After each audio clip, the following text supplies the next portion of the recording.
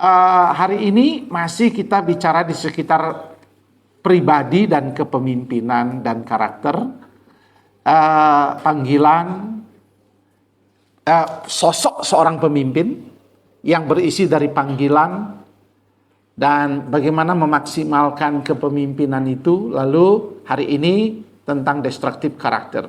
Dan tema kita agak sedikit seru, bukan sedikit ya, banyak serunya. Karena destruktif karakter yang menghancurkan seorang pemimpin. Ini tema agak menarik karena seharusnya kalau kita bicara kepemimpinan itu kan strategi-strategi atau hal-hal yang baik saja. Nah, yang kurang baik kita jadikan semacam cerita saja. Tapi ini kok ada topik khusus namanya destruktif karakter yang menghancurkan. Memang ini dalam mahsab-mahsab kepemimpinan ada yang memang membahasnya. Bukankah Bapak Ibu kalau belajar dulu waktu S1 tentang kepemimpinan ada namanya ilmu SWOT. SWOT itu artinya apa? Apa kekuatan gereja kita, apa kelemahan gereja kita, apa peluang-peluang gereja kita, dan apa ancaman dari gereja kita. Saya rasa tolong dipraktekkan ya Bapak Ibu ya, jangan hanya dijadikan teori di waktu belajar S1 dulu. Dibawa kalau kita ngomong BPJ, apa kelebihan gereja kita, apa kekurangan gereja kita, apa peluang-peluang gereja kita apa, dan apa ancaman gereja kita ke depan. Misalnya saingan, ada gereja di kota kita yang baru muncul. Kalau di Jakarta itu yang paling orang takut, biar Betani, biar GBI sekarang takut sekali, namanya GMS, Gereja Mawar Saron. Orang paling takut bener. Itu hilang jemaat banyak sekali, bisa ribuan di Jakarta hilang yang GBI itu ya. Jadi apa Philip Mantopa itu ya, sekarang orang takut banget. Kenapa?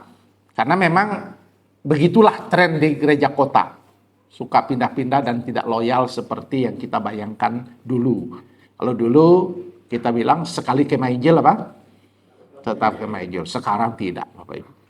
Biar dia bilang, nah, dia diutus dari Mahakam Hulu, nah nanti kalau kau ke Jakarta, carilah itu barang itu, kemah Injil itu ya. Sampai di sana dia memang cari baru satu kali saja. Ya. Yang kedua dia tidak cari ya, dia cari ke tempat yang dekat dan temannya. Nah itu memang sudah lazim. Ditanya, nak di mana kok gereja? Dekat rumah Pak. Bapak tidak bisa memarahi ya. Dulu enggak, dulu kita dimarahi. Pokoknya enggak cari ke Injil belum bergereja katanya ya. Sekarang tidak. Nah itu tantangan. Nah kalau kita punya konsep tentang SWOT, maka sebenarnya ada juga mahsab kepemimpinan yang mulai membahas tentang mengidentifikasi kepemimpinan yang harus kita perbaiki, yang membuat seorang pemimpin itu bukan hanya tidak efektif, tetapi menghancurkan dirinya. Itu sebabnya kita akan membahas secara khusus tentang destruktif karakter ini. Nah, apa itu destruktif karakter? Berikutnya, pengertian.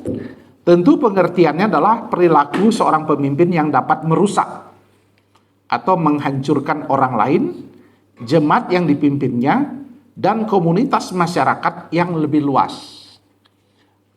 Ada buku baru juga, ada namanya toxic leadership, pemimpin yang beracun. Jadi ada penelitian juga tentang kepemimpinan yang beracun. Nah, jadi Bapak Ibu Saudara, saya tidak melihat apakah Bapak Ibu beracun atau tidak, tapi saya rasa tidak ada ya. Tapi ada pembahasan tentang kepemimpinan yang beracun. Nah itu mirip dengan destruktif karakter ini. Destruktif karakter bukan hanya akhirnya menghancurkan orang lain, memang awalnya menghancurkan orang lain, menghancurkan jemaat yang dipimpinnya, tetapi juga akhirnya menghancurkan dirinya sendiri. Itu paling tragis. The end of the day atau akhir dari sebuah perjalanan kepemimpinan, dirinya lah yang akan hancur. Jadi kalau kita bicara ini bukan soal orang lain, tapi ini bicara soal diri kita sendiri. Nah, unsur-unsur dalam definisi ini tentu apa itu destruktif? mulai dari penyalahgunaan kekuasaan, tidak ada integritas, nanti kita akan bahas. Lemah dalam kepemimpinan maksudnya apa? Manipulasi rohani dan emosional, bagaimana dia akan menjadi seorang yang manipulatif ya. Kemudian melalaikan tugas, malas, dan ini saya sudah ceritakan tadi, procrastination, dosa Gen Z, akibat dari terlalu banyak memakai HP, akhirnya menunda-nunda pekerjaan. Ini doa kita bagi anak-anak kita. Bapak Ibu akan menemukan generasi yang menunda pekerjaan, menunda papernya, menunda skripsinya, menunda semuanya hanya gara-gara bermain HP. Ini tantangan terbesar generasi ini. Bukan hanya di Indonesia, tapi di seluruh dunia. Namanya procrastination. Nah, jadi doa kita adalah agar kita tidak terjangkit penyakit menunda-nunda. Gitu ya. Ini penyakit yang baru. Maksudnya sudah lama, tapi ini baru lagi menjadi bagian dari anggota gereja kita atau generasi kita akibat daripada dunia digital ini. Dan perilaku yang mendobrak etika moral. Itu pengertian destruktif karakter. Nah, kenapa dibahas ini? Tentu ini sub kecil dari sebenarnya sebuah tema kepemimpinan, tetapi nanti kita akan diskusi bagaimana memperbaikinya. Sekalian kita memperbaikinya. Karena ini menjadi awasan termasuk saya juga. Termasuk ini yang saya sebut tadi, procrastination ini, itu juga saya harus mengakui sempat kena gitu ya. Dalam waktu-waktu tertentu kadang-kadang ketika kita kelelahan dari pelayanan, kita bisa pagi sampai sore sampai malam, kadang-kadang kita akhirnya memandangi HP terus-terusan dan kita tidak efektif lagi. Itu sesuatu yang ada pada semua pemimpin. Ya, kalau kita tidak segera menyadarinya. Nah, hari ini kita akan belajar secara khusus apa saja karakter yang akan merusak kepemimpinan.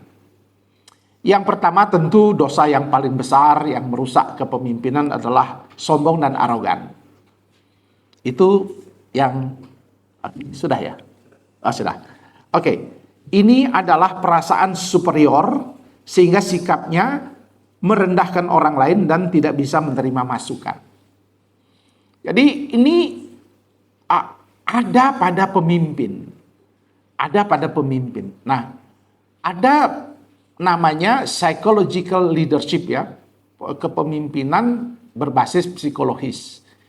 Kalau Bapak Ibu serius mendalami kepemimpinan seperti saya, maka waktu saya masuk S3 dulu di Esbur itu namanya kita didatangkan psikiater. Lalu setelah didatangkan psikiater akan dicek, dites kita punya kepribadian. Setelah tes kepribadian kita akan diwawancarai. Setelah diwawancarai kita akan diketahui sifat dan karakter kita dan kita akan namanya in-depth interview. Wawancara pendalaman. Dalam wawancara pendalaman nanti setelah selesai baru kita diberikan semacam kuliah 1 hari.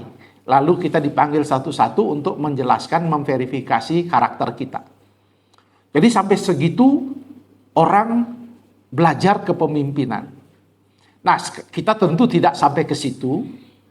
Kita karena ada di pengembalaan dan kita tidak punya dana yang cukup besar melakukan hal itu. Tetapi Bapak Ibu mulai belajar namanya memeriksa diri sendiri. Coba cek kepada diri kita.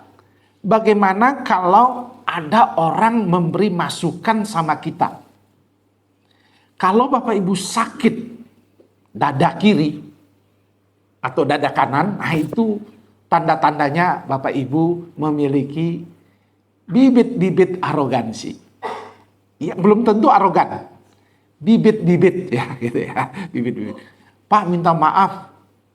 Tadi bisa enggak diperbaiki khotbahnya? Oh, maaf ya, saya ini S1 dulu, Khotbah saya ini A semua. Dulu saya dibilang yang terbaik di kampus. Itu bibit-bibit. Bibit-bibit.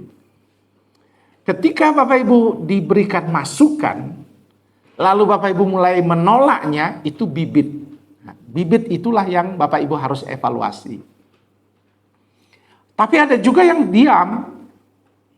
Nah, ketika dia diam, tapi dia cerita di belakang, saya jengkel sekali tuh dengan BPJ itu. Nggak ada nyumbangnya, tapi banyaknya kritiknya. Nah, kita menyebarkan fitnah. Nah, itu juga bahaya, bibit-bibit seperti itu. Itulah yang disebut bibit-bibit arogansi. Jadi dia tidak langsung sombong. Tidak langsung dia akan menunjukkan itu. Siapa pemilik arogansi ini? Semua kita, termasuk saya, Bapak Ibu ya. Saya juga gitu. Seringkali begitu ya. Sudah kerjakan baik-baik, tiba-tiba ada yang kritik. Itu kadang-kadang sakit di dada kan. Nah, kalau sudah sakit di dada itu, cepat-cepat bertobat. Karena Tuhan mau kita cepat self-evaluation, mau melakukan evaluasi diri. Ya. Jadi Bapak Ibu yang kekasih, ketika saya merasa saya bisa dan jago, saya senior, saya hebat. Nah, ketika itulah kita akan menanam bibit karakter, dan karakter ini berbahaya kalau disimpan. Apalagi kalau kita ketemu dengan asisten-asisten yang masih muda. Nah, kalau kita ngomong dulu saya, nah itu ciri-ciri juga itu ya. Nah, ciri-ciri apa? Arogansi. Jadi periksa kalimat, periksa kata. Ciri-ciri lain yang mungkin istri saudara harus sumbangkan. Misalnya, Pak, perasaan tadi khotbah Bapak itu, ilustrasi itu sudah Bapak cerita tahun lalu atau bulan lalu gitu ya. Itu ciri-ciri, kalau ulang-ulang itu artinya bisa jadi kurang bahan. Atau yang kedua, ada ciri-ciri ingin menonjolkan diri. Ada yang bilang begini, pernah berkhotbah begini, kalau sebenarnya saya jadi hamba Tuhan ini berkorban, saudara-saudara. Saya ini sudah diterima sebenarnya di Akademi Militer di Magelang, tapi karena saya mau menjadi hamba Tuhan, saya korbankan itu. Kalau tidak saya sudah jadi jenderal, saudara. Wah, ya. Memang dia tampaknya merendahkan diri, tapi sebenarnya itu sedang meninggikan diri. Ya. Tapi pertanyaan saya katakan, apakah pasti orang yang sekolah di Akmil pasti jadi jenderal? Belum tentu. Siapa tahu tamat di situ dia diutus ke Timur lalu mati di situ. Ya. Kita tidak bisa mengatakan pasti kita jadi jenderal kalau masuk Akmil. Jadi jangan menceritakan yang belum terjadi gitu ya. Kalau saya tidak Akmil, saya sudah seangkatan dengan Agung Gumelar. Wih, bayangkan gayanya. Nah, itu contoh-contoh bahasa yang bisa kita harus menjadi sinyal kewaspadaan. Mengapa orang bisa sombong? Tentu kata Bapak Agustinus adalah karena itu yang disebut namanya deadly sin, dosa yang mematikan, dosa puncak, dosa utama, 7 dosa utama. Kalau Bapak Ibu belajar teologi pasti sudah belajar itu. 7 dosa utama yang harus saudara mengerti ya. Termasuk yang pertama itu arogansi, pride, kesombongan. Tapi yang kedua karena faktor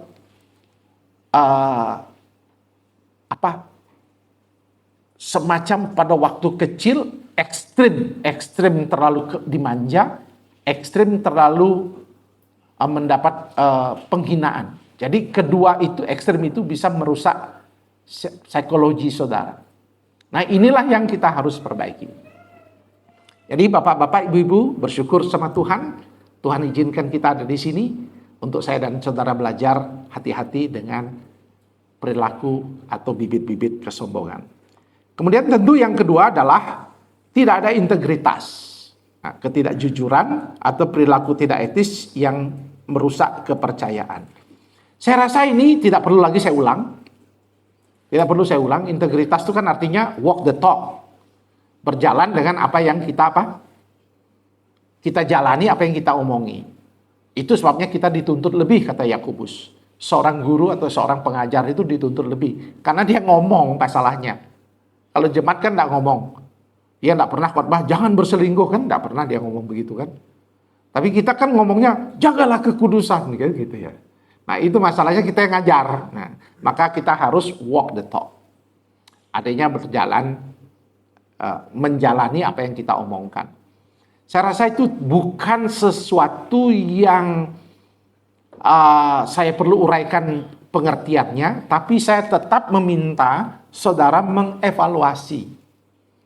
Mengevaluasi misalnya apa tontonan kita, mengevaluasi misalnya apa yang menjadi kesenangan kita, apa yang menjadi hal-hal yang kita perlu perbaiki. Itu saja yang saya harapkan. Karena Bapak Ibu, kita itu bukan orang Farisi. Tidak boleh menjadi orang Farisi. Kita itu adalah hamba Tuhan yang hidup karena anugerah Tuhan. Sehingga ketika Bapak Ibu berdosa, harus cepat-cepat cari solusi. Minta pengampunan dari Tuhan. Maka kalau ada romo-romo Katolik, saya belajar dengan romo Katolik dulu di Kaliurang 1 bulan. Setiap bulan itu ada namanya doa pengakuan romo kepada romo senior gitu ya. Jadi romo junior mengaku ke romo senior, mengaku dosa gitu ya.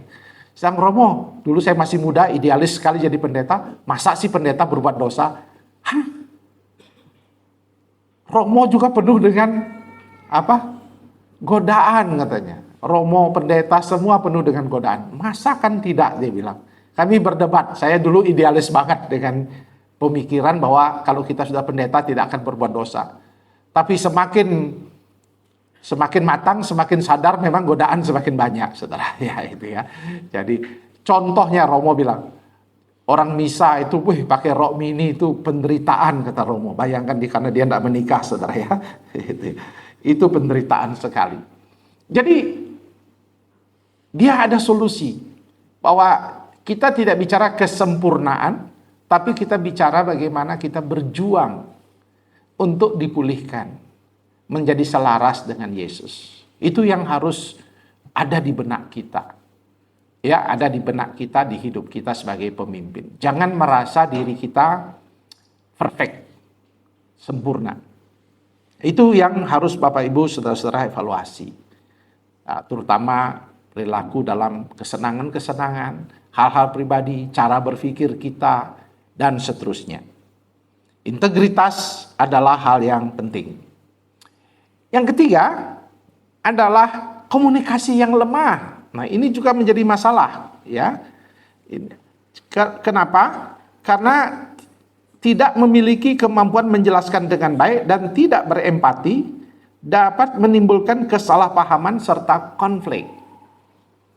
Nah, ini bicara komunikasi antar interpersonal, antar pribadi. Bapak Ibu, penting sebagai pendeta, terutama juga ibu-ibu, bapak-bapak sama, jangan melanjutkan cerita. Jangan melanjutkan cerita. Jangan mengadu domba. Itu konflik bisa panjang. Nah, perlu kita ketahui, Bapak Ibu, kalau saya ngomong tentang gosip, itu sedap. Dan itu menggembirakan hati, menjelekkan orang lain. Misalnya saya bilang, ibu itu begini, itu enak. Yang mendengar kita itu semangat, apalagi dia kompor-kompori. Memang betul.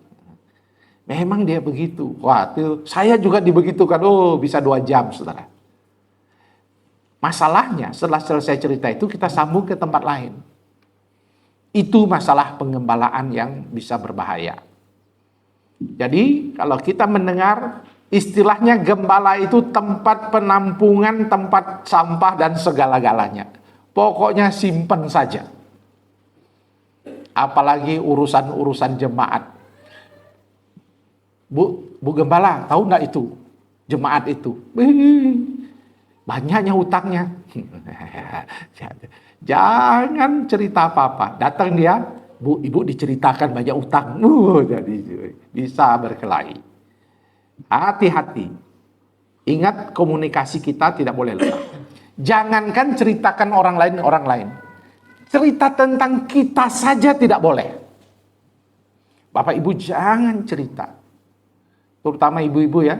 Jangan ceritakan tidak puas dengan suaminya. Misalnya, aduh itu suami saya itu, aduh tidak ada romantis-romantisnya. Itu bahaya Bapak Ibu ya. Itu tersebar cerita kemana-mana. Tercipta image. Jadi jangan cerita anak kita. Jangan cerita apapun. Jangan cerita tentang situasi kita sendiri. Tolong jangan. Nah itu komunikasi. Lalu bagaimana kita meresponi cerita-cerita orang? Maka kita doakan. Jadi saya selalu bilang, ya kita doakan. Ya kita doakan. Jangan terpancing. Kalau kita terpancing, entah kita yang akan pasti bisa menjadi korban berikutnya. Jadi dia bilang nanti kalau saudara tidak ada konflik dengan ibu itu, dia bilang, itu ibu gembala ada, bapak gembala ada cerita bapak. Oh itu bisa bahaya. Jadi hati-hati dalam berkomunikasi. Berempatilah, tunjukkan sikap hemat bicara tentang kejelekan orang lain. Rick Warren bilang begini, untuk kejelekan orang, jahit mulut. Untuk kebaikan orang-orang atau jemaat, pasang toa.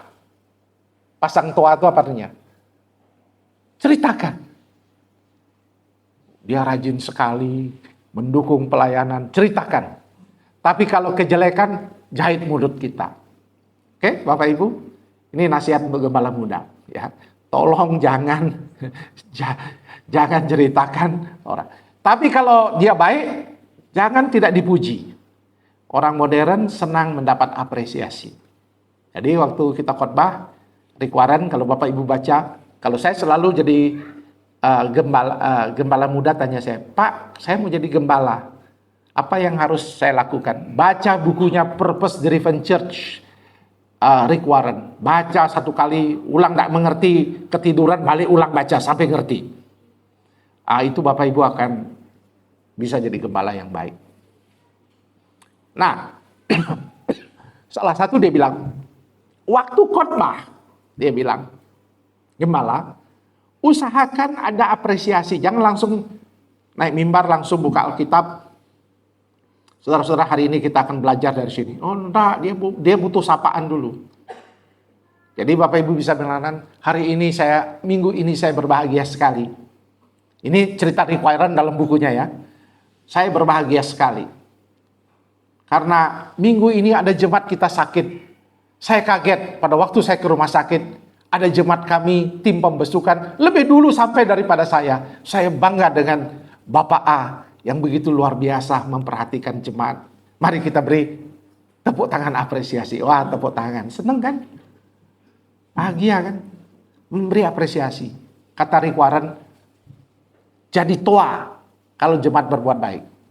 Tapi kalau jemaatnya jelek, kunci apa? Itu dijahit mulut kita. Hanya kita yang tahu, ya, dan seterusnya. Jadi komunikasi penting.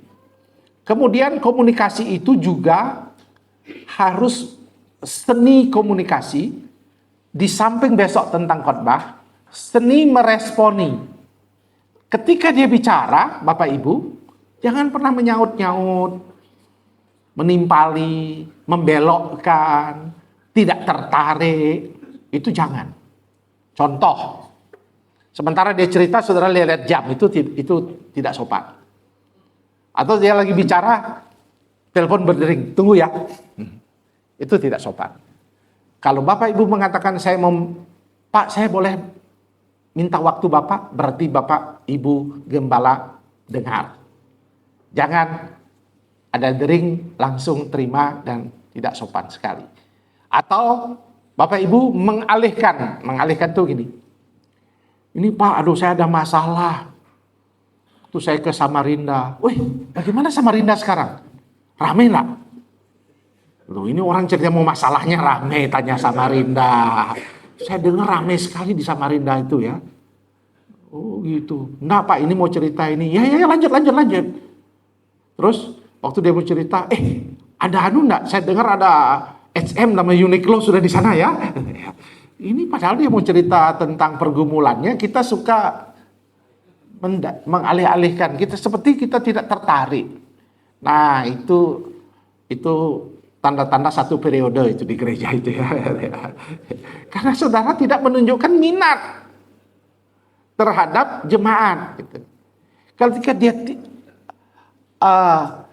people don't kata Rick Warren, jemaat itu tidak akan pernah peduli sama kita sampai kita yang peduli dulu sama mereka. Kata peduli itu adalah cara mendengarkannya. Jadi people don't care how much you know until they know how much you care. Itu kata Rick Warren. Tidak penting Anda tahu banyak tentang dia, tapi sampai dia tahu bahwa saudara diperhatikannya. Dan salah satu cara memperhatikannya itu adalah mendoakan atau mendengarkannya. Mulai dengan mendengarkannya. Itu kata penting sekali. Jadi saya berharap bapak-bapak memperhatikan akan hal itu. Komunikasi. Kita pasti lebih berpengalaman bukan dalam kehidupan. Apalagi saya 58 tahun. Ada orang umur 20, Pak, saya punya konflik dengan istri. Oh gampang itu, saya lebih lama lagi menikah. Oh Pak, saya punya gini, gampang, saya juga bisa. Jadi lama-lama dia bilang, perasaan saya susah, dia gampangkan semua ya. Dia seperti tidak tertarik dengan cerita saya. Jadi Bapak Ibu, biarkanlah dia cerita. Dia cerita seperti dunia mau kiamat, biarkanlah dulu kan gitu. Ada yang pernah di jemaat waktu saya menjadi asisten gembala di Parusia di Makassar. Saya jadi asisten gembala 2 tahun. Ada jemaat yang cerita dia tidak bisa rem hampir 2 jam. Selesai 2 jam dia bilang ini, sudah Pak Pendeta, sudah boleh, saya sudah selesai bicara. Bayangkan 2 jam saya menderita lahir batin, saudara. Mendengarkan dia, tidak bisa saya potong. Tidak ada salah dia cerita saya. Begitu selesai dia bilang saya sudah lega. Waduh, saya yang tidak lega sebenarnya. Tapi itulah pendeta, bukan?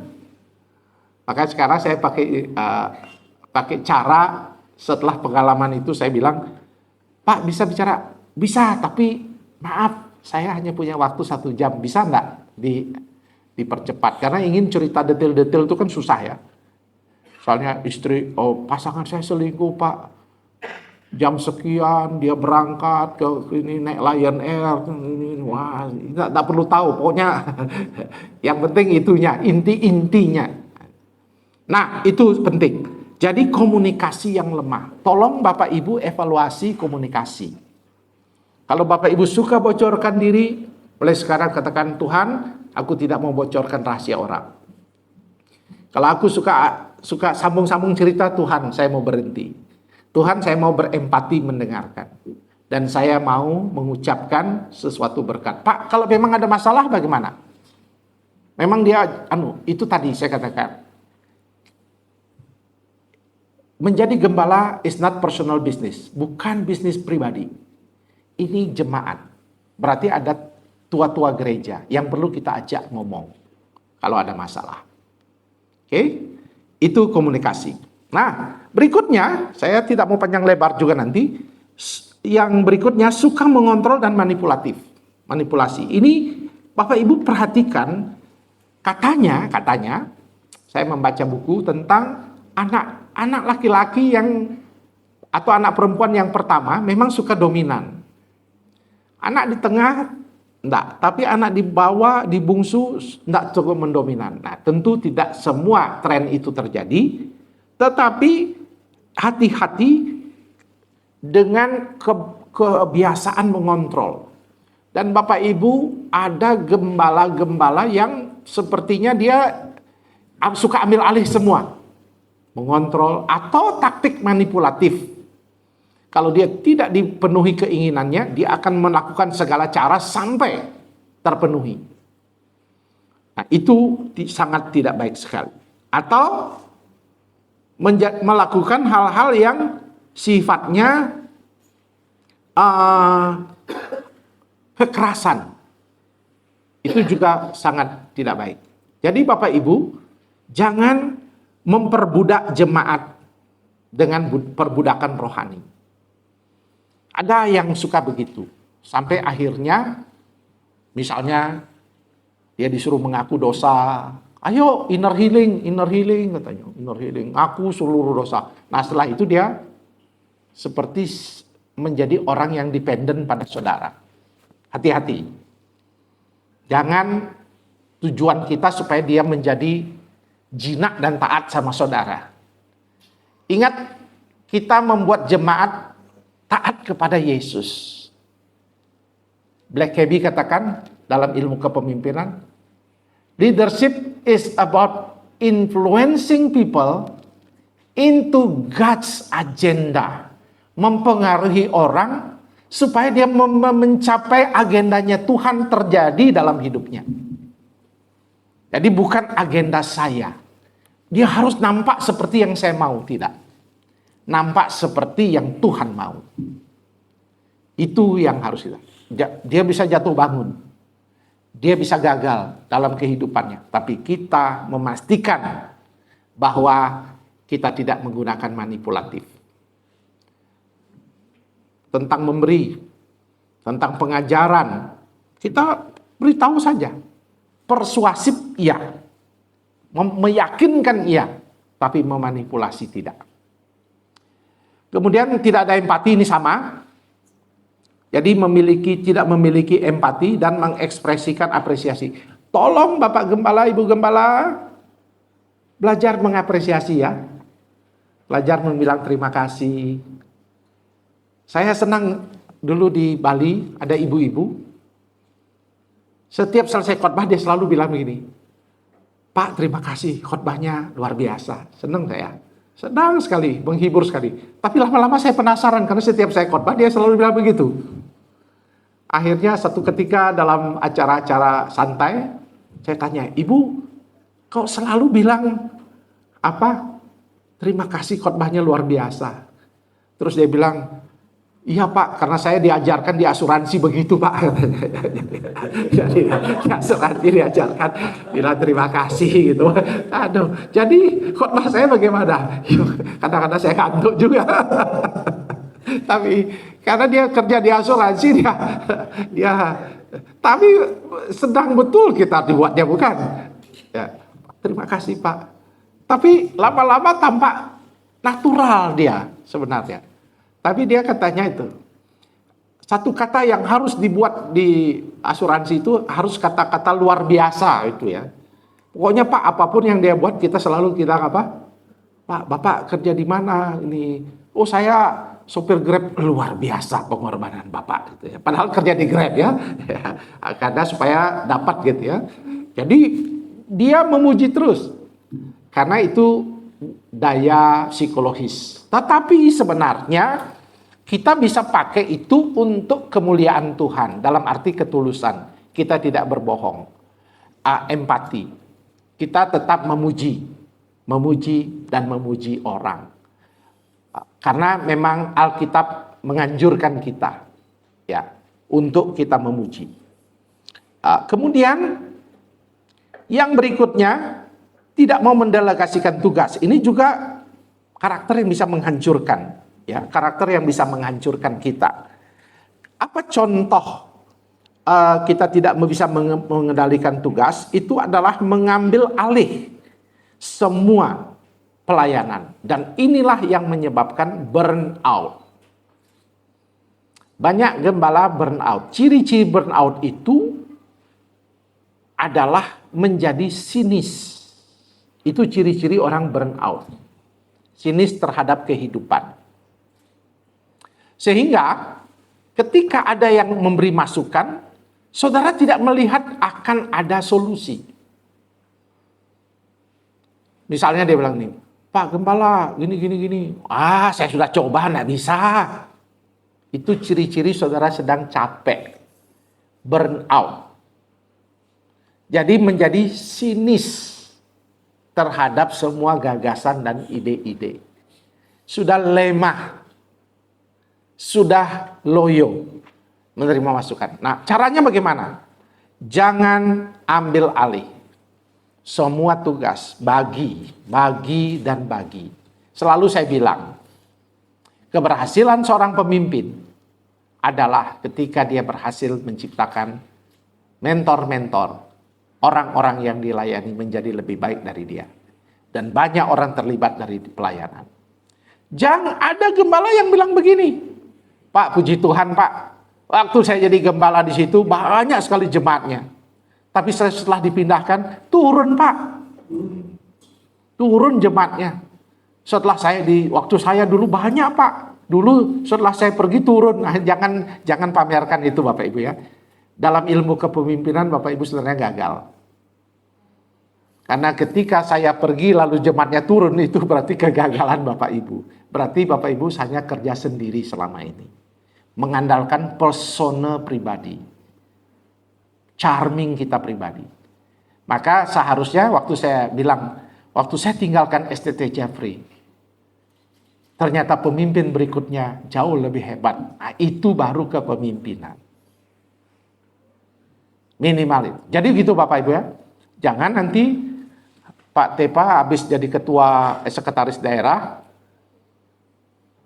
terus ini tidak terjadi di sini ya. Setelah selesai sekretaris daerah, dia hapus file semua di komputer. Nomor-nomor surat katanya ya. Terus dia bilang begini, itu saya yang punya kok, yang saya kerja. Jadi sekretaris daerah yang baru yang buat ulang. Itu memang kacau sekali ya. Ya hapus semua. Ya, tolong jangan begitu. Itu karakter yang menghancurkan. Ya. Justru kita bangga kalau surat-surat kita itu dipakai. Itulah kebanggaan kita. Itulah leadership namanya. Kepemimpinan. Sampai hari ini, kalau Bapak Ibu lihat ke STT Jeffrey, saya yang mendesain semua namanya kurikulum itu. Saya menaruh kata SIS 01, 03 semester urutan 1 semester 3 itu saya menyusun dari awal. Dari otak saya pribadi. Tapi tentu saya melihat dulu dan mengerjakan itu. Dan ketika itu dilanjutkan saya bangga.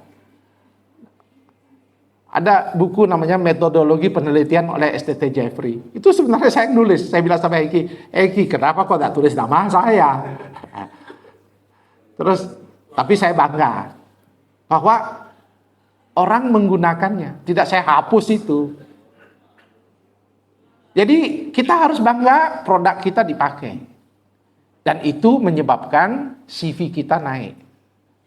Tapi kalau kita menghapusnya, kita akan dikenang seumur hidup.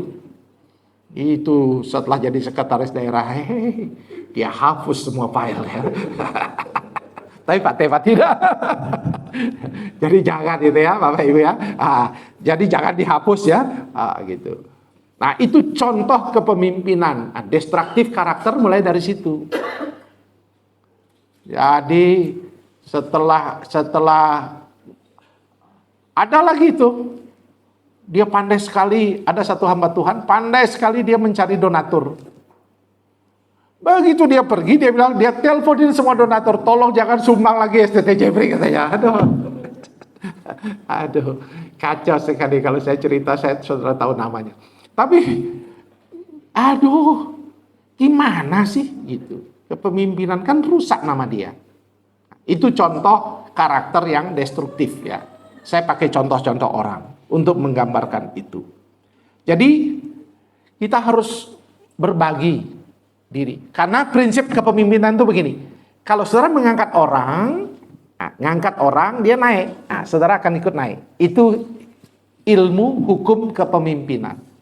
Kalau Bapak Ibu ada asisten, Bapak Ibu angkat dia, berdayakan dia, tolong dia. Saudara ikut naik. Itu hukumnya. Tapi kalau saudara gencet dia, nah, saudara ikut turun kan? Nah, ini kan gini, gencet. Nah, saudara ikut turun. Karena orang pasti akan merasakan atmosfer. Nah, Bapak Ibu harus mengerti, ada namanya atmosfer kepemimpinan. Saya senang melihat Bapak Ibu tuh akrab, itu atmosfernya baik. Berarti Bapak Ketua Daerah dan ini bagus menatanya, sehingga ada atmosfer. Kan kalau kita tahu atmosfer itu jelek, itu kita tahu. Waktu datang, sudah.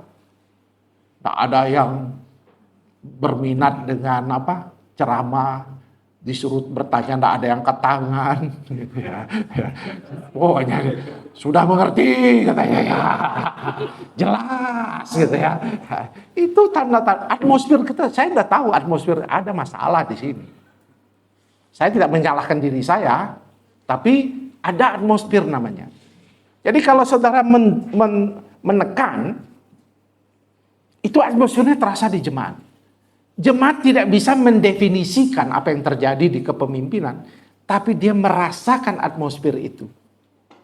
Dan itu berdampak pada penyembahan, ibadah, khotbah, dan semuanya.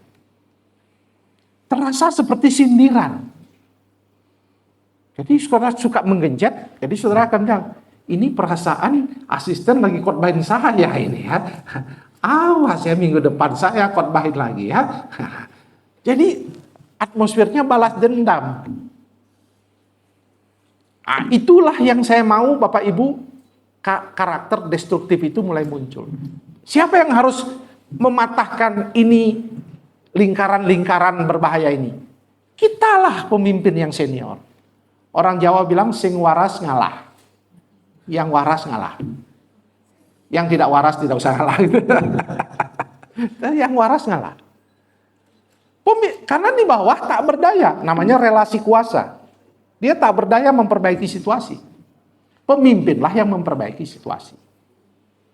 Jadi angkat, dorong, dan sebagainya. Ada tuh di tempat lain ya. Asistennya tidak boleh berkunjung. Kenapa tidak boleh berkunjung? Karena takut dijelekkan. Nah, kenapa takut dijelekkan? Karena setiap orang yang menjelekkan, saudara sebenarnya dapat bonus. Jadi jangan takut dijelekkan. Karena sejelek-jeleknya pemimpin pasti ada pengikutnya. Itu rumusnya. Sebodoh-bodohnya dia khotbah, itu jemaat ada pengikutnya. Jadi jangan anggap enteng pendeta yang sederhana. Dia pasti punya pengikut. Karena kita ada di leadership. Entah dia perhatiannya, kepribadian. Jadi jangan anggap enteng. Maka apa? Bisa terjadi konflik karena itu. Jadi daripada kita menggencet, lebih baik kita mengangkat. Dalam arti apa? Misalnya kita memberi pelatihan. Ayo kita diskusi tentang materi khotbah. Ayo kita bagi tugas tentang perkunjungan. Dan seterusnya. Jangan khawatir.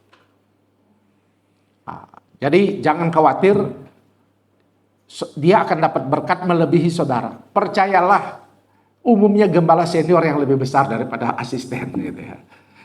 Tapi kita jangan khawatir. Oh, kalau dia berkunjung nanti dia dapat amplop, nanti dia tak kasih amplopnya. Ingat, hukum memberi tidak transfer. Ada yang bilang begini, Pak, saya mau membeli untuk, ini ada pemimpin wilayah ya. Dia ada satu pengusaha mau sumbang uang muka beli ruko di Jakarta. Ini yang lalu-lalu. Dia telepon, Pak jangan Pak, nggak usah disumbang, sumbang aja wilayah katanya. Saudara, uang itu nggak tertransfer begitu. Dalam ilmu menyumbang, ketika Bapak Ibu blok, dia blok, mati. Dia tidak akan ke sini. Malah dia takut memberi kepada saudara juga berikutnya. Oh, berarti dia ini sangat tidak mau orang diberkati. Saya tidak mau dekat dengan dia. Jadi kalau Bapak Ibu ada orang yang bilang, Pak, dukung ini bisa boleh enggak? Bapak Ibu kasih semangat, dukung. Karena uang itu tidak berbelok-belok. Ada lagi contoh. Ada ketua STT di Kupang.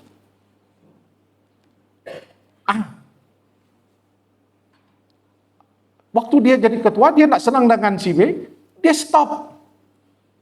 Dan dia pergi lapor, serdos guru dosennya ditutup saja karena sudah tidak ngajar. Padahal NIDN-nya sangat diperlukan untuk akreditasi. Tapi karena dia tidak suka, di stop. Apa yang terjadi? Apa yang terjadi? Ibu ini kewalahan akhirnya mencari apa? Mencari dosen. Dia pikir kalau Serdos itu dihentikan, uang itu akan pindah ke sekolah teologi. Enggak. Uang itu hanya untuk Serdos. Begitu tidak dikasih, ya tidak jadi. Pemerintah senang aja dia tutup semua, dan dia tidak alihkan ke STT. Begitulah ilmu memberi. Bapak Ibu harus, bukan ilmu, hukum memberi. Dia tidak berbelok. Karena orang punya beban, misi. Tidak bisa bilang, Pak Martin bilang, Pak, saya mau menyumbang Bapak 300 juta untuk misi. Saya tidak akan bilang apa? Saya akan bilang puji Tuhan. Padahal waktu itu kami tidak punya uang di kas. Harusnya saya bilang, Pak, tidak usah kasih penginjilan, kasih apa? Kas saja. Dia batal kasih, saudara. Pastor, percayalah. Jadi hukum memberi itu nggak belok. Karena dia hukum itu hukum relasi dengan Tuhan. Bapak Ibu harus mengerti itu. Jadi kalau ada orang lagi dapat berkat, puji Tuhan. Kalau ada gembala muda dapat mobil, mari kita puji dia, ucapkan selamat, dan ajak, bilang kapan kita terakhir makan, gitu ya. Jadi bersyukurlah dengan orang yang diberkati, itu ya. Jangan, itu dia korupsi dari mana itu ya, gitu ya. Itu iri hati. Ya, berikutnya. Aduh, sudah cepat sekali nih. Berikutnya, resisten dan menolak perubahan. Bapak Ibu harus ingat, ini juga berbahaya dari seorang pemimpin yang harus Bapak Ibu periksa. Memang tidak semua kita mudah menerima perubahan.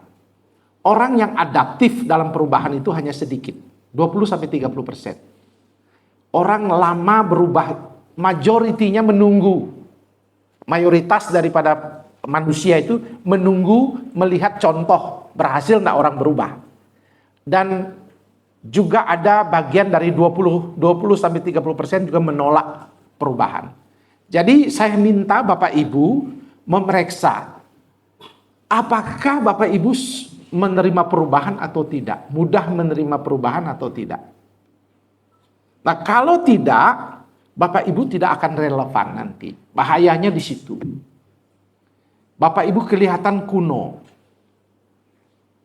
Maka besok kita banyak bicara tentang teknologi, tentang bagaimana pelayanan modern, tapi ini mulai dari karakter. Karakter tentang bagaimana kita menyikapi perubahan. Ya. Nah, biasanya orang tua begini, kalau kita sudah nyanyi-nyanyi yang tepuk tangan, orang tua bilang apa? Ini sudah lupa apa? Kemenangan iman ini sudah tinggalkan kemah Injil gitu ya. Nah, itu ciri-ciri kita ya, ciri-ciri kita. Tapi ke depannya kita harus berani melakukan perubahan. Nah, saya di Kanada, Bapak Ibu, kalau saya tunjukkan itu lagu dan penyembahan KKR, konferensi kemah Injil yang resmi, Bapak Ibu, saya yakin 100% tidak ada yang percaya itu kemah Injil. Karena yang pimpin pujian pakai kaos oblong sama jeans. Di acara resmi konferensi gereja kemah Injil gitu. Seluruh Kanada ya itu. Tapi itulah perubahan yang mereka buat. Kita kadang-kadang terkejut gitu ya. Bapak Ibu lihat di Facebook saya, itu dia pimpin. Pakai kaos oblong. Kalau berani konferensi wilayah pakai kaos oblong. Itu kena bahaya itu. Pak Bilung sudah diam begini-begini ya. Dia protes nanti. Nah, tentu tidak semua sama. Dunia tidak semua sama. Tetapi maksud saya adalah jangan tiru-tiru perubahan. Tetapi gereja harus siap mengevaluasi diri, terutama gereja perkotaan. Bagaimana menyikapi perubahan. Tanya anak muda kita, duduk ngopi dengan mereka. Dan bertanya dengan mereka, apa konsepmu tentang gereja? Itu kita harus tanya. Maka orang muda ini, apa yang disebut dalam ilmu mentoring, reverse mentoring. Waktu saudara memberi nasihat anak muda, kamu harus setia, kuatlah melayani, jangan pernah lari dari pelayanan, gini kan gitu. Pada saat yang sama saudara juga bertanya, apa yang kamu pikirkan tentang pelayanan? Maka dia akan memberitahu, begini cara kita melayani anak muda.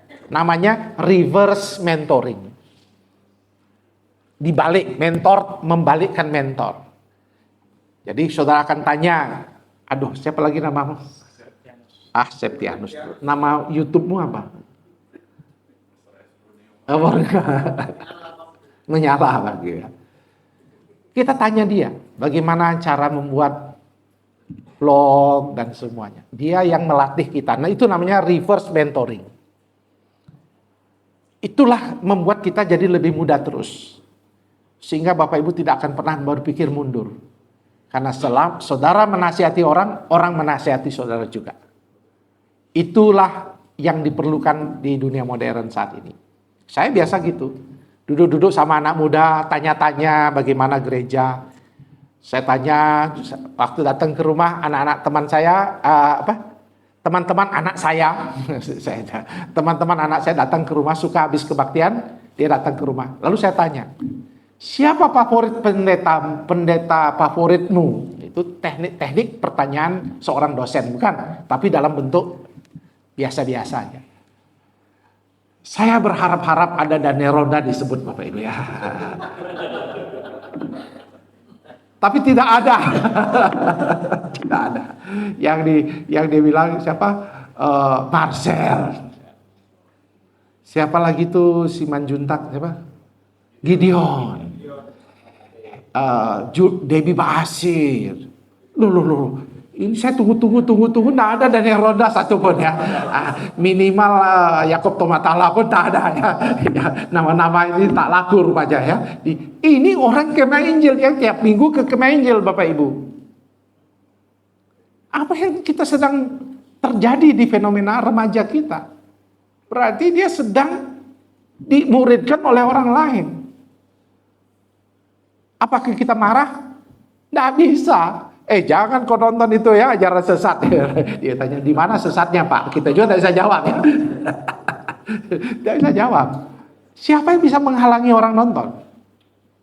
Kecuali kita mulai mengadaptasi perubahan. Dan mengatakan, Tuhan, kami mau Kemah Injil tetap efektif bagi generasi ini. Berikanlah kami hikmat-Mu untuk relevan. Anak-anak muda banyak. Izinkan dia memberi masukan buat kita. Mengajari kita, menasehati kita. Dan memberi masukan buat kita. Saya selalu mendengarkan mereka. Lalu saya tanya, kenapa kamu suka mereka? Karena ingat, dalam kehidupan modern mereka membutuhkan apa yang disebut bukan pengetahuan Alkitab, bukan bahasa Yunani, tetapi related enggak firman Tuhan itu dengan kehidupan mereka.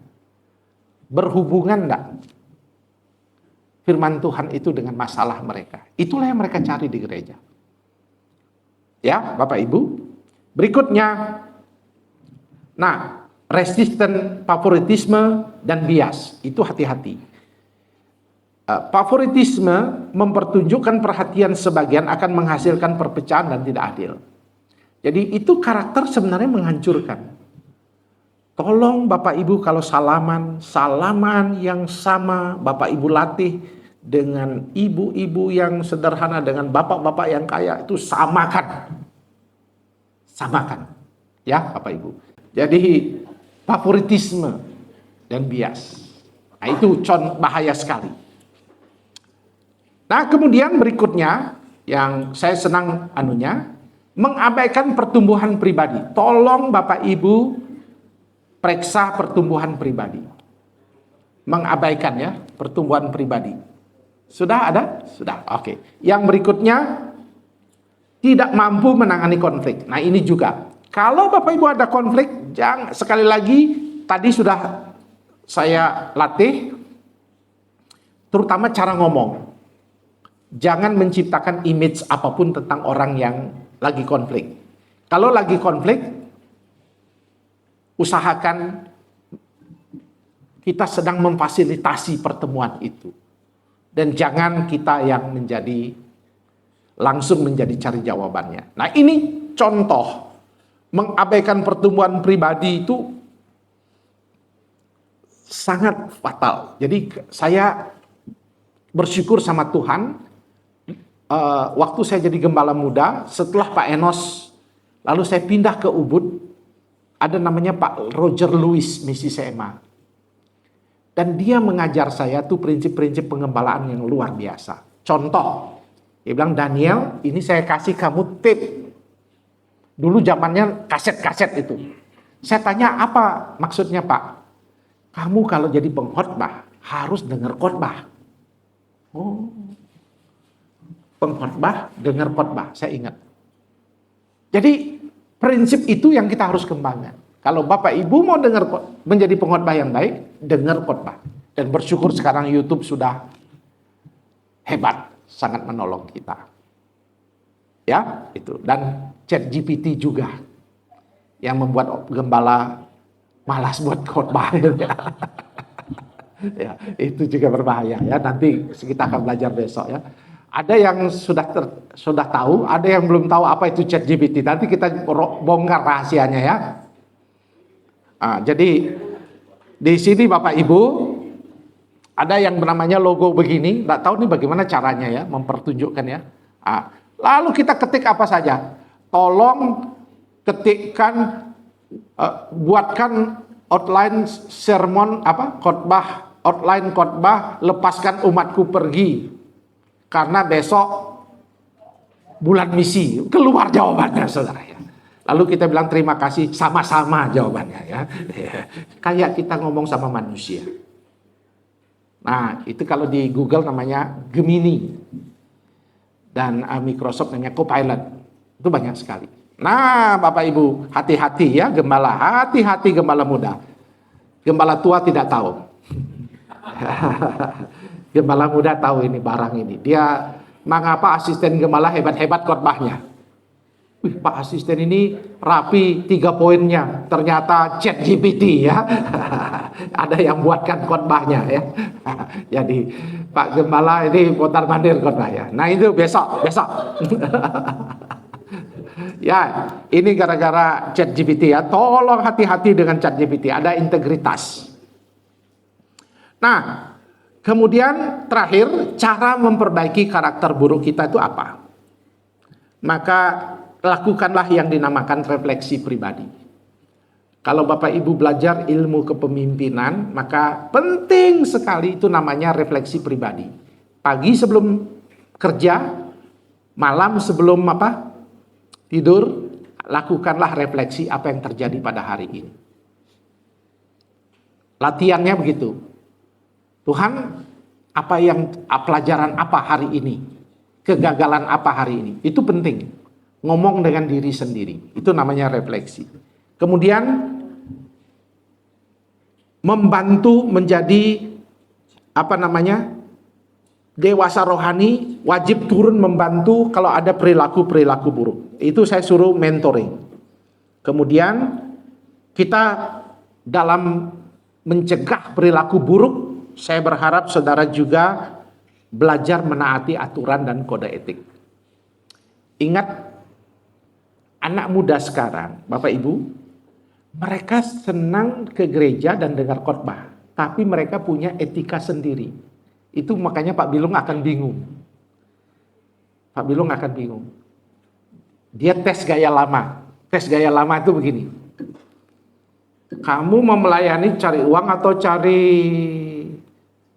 melayani Tuhan, cari jiwa atau cari uang? Dia jawab dua-duanya. Melayani cari uang juga Pak, saya lihat. Itu dalam ilmu wawancara Tempo dulu langsung dipecat Bapak Ibu ya. Tapi ini etika baru namanya. Orang muda dia realistis. Ada orang yang setia ke gereja, tapi dia juga pacaran dengan laki-laki, padahal dia laki-laki. Dan dia merasa rohani saja. Tuhan terima apa adanya. Gitu ya. Jadi ini etika baru sekarang sedang terjadi, Pak. Dia kebaktian, dia taat kepada Tuhan, tapi etikanya lain gitu ya. Ini yang lain daripada yang lain. Maka cara kita adalah literasi.